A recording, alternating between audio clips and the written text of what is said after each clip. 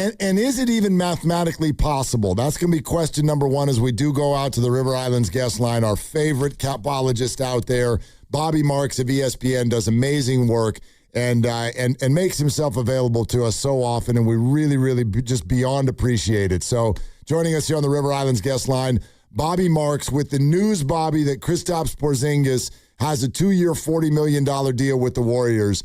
Is this LeBron, Anthony Davis discussion even possible at this point?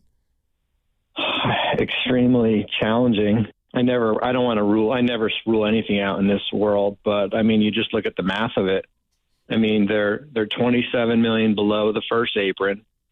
They're going to bring back Draymond, right? You don't leave 27 on the table to explore free agency.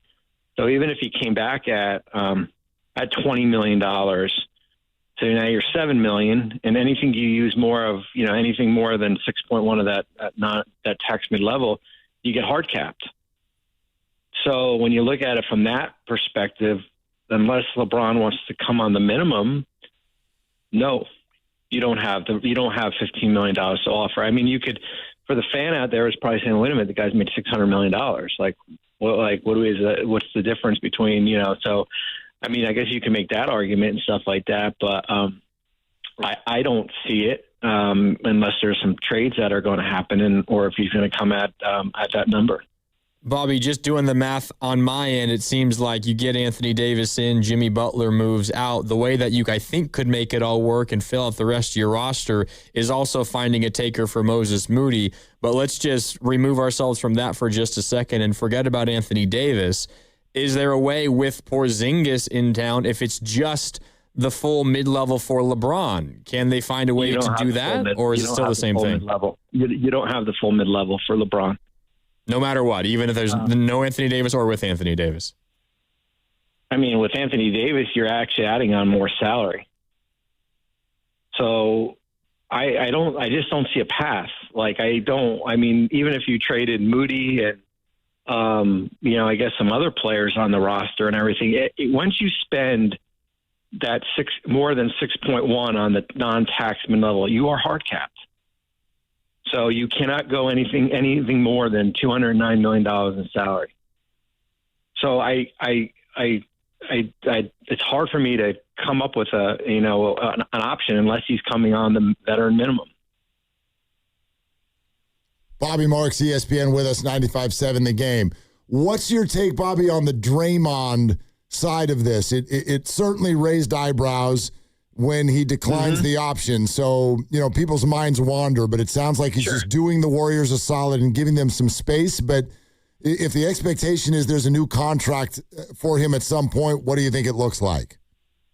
I think it's probably, opt out of your contract. At the very least, you'll have 27-7 waiting for you if nothing works out. I think it would have given them, it might still the flexibility to go out and maneuver in free agency now. I mean, I think I wouldn't be surprised if he signed a 1-year, $27.7 million contract. I think it's hard for me to think that they're going to, you're going to want to sign him to a multi-year deal.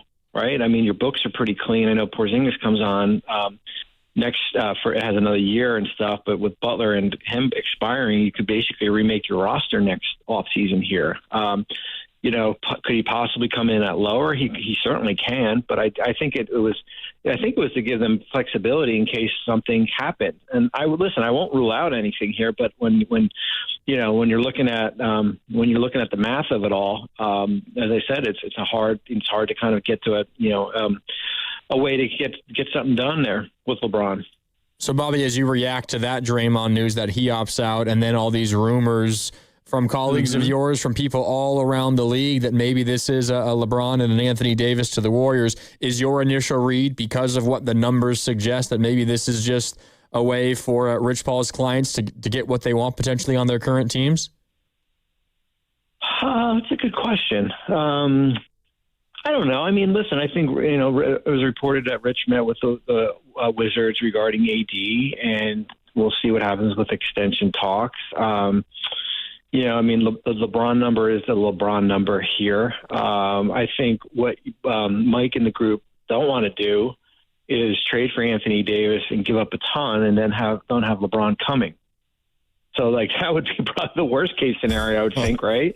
I mean, because here's the thing, and I said this on TV today. It's like, yeah, everybody's making it. We're talking about this, and it's great. And the Wizards are over here saying, like, what about us?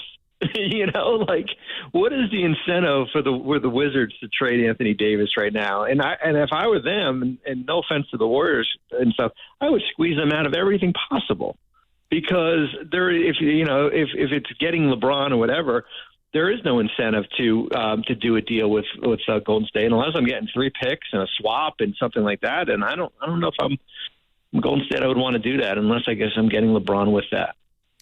You're listening to 95.7 The Game, KGMZ FM and HD1 San Francisco, and Odyssey Sports Station in the home of the Golden State Warriors and Valkyries, always live on the free Odyssey app and coming to you live from the Laughing Monk Studios. And we're talking with ESPN's Bobby Marks, great capologist, about all of the happenings today with regard to Draymond Green declining. Kristaps Porzingis has been signed. Free agency starts tomorrow in exactly 22 hours. So, Bobby, when Austin Reaves got the 4-year deal averaging 46.25, what was your reaction to that and what it might mean for LeBron's free agency? My reaction was that the number moved significantly from the day before, which was roughly 5 for 150. And it all of a sudden, and I think what happened with the Lakers, I think they got nervous that there was going to be teams out there lining their books to sign Austin Reaves, and they gave him a 4-year max contract. The number doesn't impact LeBron at all, because how the cap works, it's basically they've got $53 million no matter what, because Austin's number doesn't count right now until he signs it, and they're using a lower cap hold for that. So it has an impact, certainly next year and everything like that. But for right now, I mean, with the Lakers are operating at whatever, $53 million in room. And, that doesn't include LeBron. So you're going to, if he comes back, what's the number? What else do you have left? I think the Lakers are in a tenuous position just because free agency, most of these guys are off the board already with their own teams. You don't want to be in a position where you're waiting for LeBron James to make a decision, because eventually you're going to have to walk away from it because, as I said, free agency will be over probably by, the first or the second for most guys. Bobby, with the ramifications of the Warriors and the cap and the aprons and all that, and where they would be hard capped, with Draymond obviously opting out, we got to wait on his number with Porzingis back, with Horford back. What are the other names in free agency that they would realistically be capable of potentially bringing in if it's not someone like a LeBron James? I know we talk about the mid-level and the $6 million instead of the 15. Yeah. Who are some of the names that might be going for around that $6 million number that they might be interested in? Yeah, I mean, listen, you have you're right. I mean, if Draymond came in at a 20 or 22, you have the 6.1 tax mid-level exception. It doesn't get you much in this day. As I said, like we've seen like 50% of free agency guys are like, there's a chunk off the board, the good ones, because they've all re-signed with their teams. I mean, I've got to go through the list and stuff and figure out like what's still out there. But you remember, like the minimum for a guy with 10 years of service is like $4 million. So it doesn't, that number doesn't move the needle as much as it used to. Bobby, we're looking at so many of these players and sort of wondering where this is all going to land going forward. This is a little bit of a jump off to the side, but I know Warrior fans are interested in what the Hawks did today in declining the option for Jonathan Kuminga. So why would they have played it that way, and what do you think he's now worth on the open market? Yeah, I mean, they declined it because they're going to go out and sign a center probably. They wouldn't have been able to do that here, and it gave him a ton of – and he actually played well with them in the second half of the year. Just gave them a ton of flexibility. What is the Kuminga market? Man, I don't know, $8 million? Wow. I mean, maybe you can find a team that there's only Brooklyn and Chicago has room. Would a team take a flyer on him and maybe give him a 1-year deal and everything like that? But yeah, guys aren't going for him as much as they probably thought they would. Maybe could he get the non-tax, which is of course 15. there's got to be a team out there that has to give it to him. We haven't identified one yet, but I would think that's probably where his range is. Bobby, there's obviously still a good amount of business for the Warriors to do this offseason. You'd imagine Steph's going to get his extension when he's eligible later. There's a question of Podziemski, and obviously Draymond is one that still has to get sorted out, although that seems relatively straightforward depending on what else happens. We talk a lot about next year, the Warriors potentially having pretty clean books, certainly 2 years from now. But you're just talking about how little there is in free agency these days. It seems like that's the way the league is going. So much of this business is done on trades. So having a bunch of space, is that worth as much as it has been in the past? How would the Warriors take advantage of that open space? It could. I mean, I think we'll watch what happens with this group of extension eligible players. Like that's how that will determine as far as what free agency will look like a year from now. And there's a list. I mean, there's a long list of whether it be Jokic or Towns or Mitchell or, Kawhi, if he gets traded, I'm sure he'll extend there. But there's a who's who. I mean, I wrote an article a couple weeks ago. There's 20 guys who have been all NBA or all stars out there that are extension eligible and, could or could not, come off the books and everything like that. So that always plays a significant role.